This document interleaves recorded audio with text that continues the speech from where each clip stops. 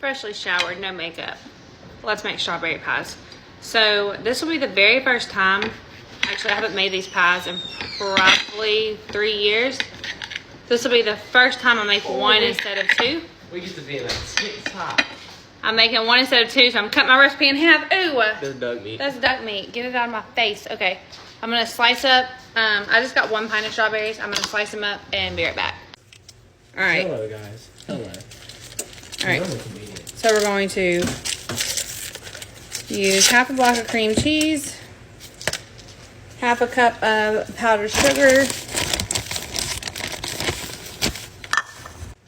half a cup of powdered sugar, and a little bit of vanilla. Probably a little more than that. Probably about a teaspoon. Okay, so I'm going to mix this together. So my full recipe is for 2 pies, and it calls for a block of cream cheese and a cup of powdered sugar, so I just cut it in half, and here we have it. Once our pie crusts come out of the oven, I'll let them cool a minute and put this in the bottom, and then I'll show you the rest. All right, for the glaze, we're gonna do a cup of sugar,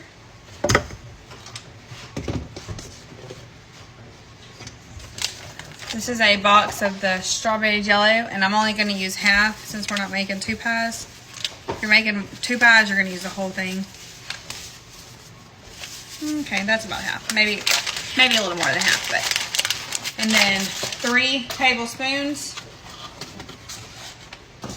Right, yeah. 3 tablespoons of cornstarch and a cup of water.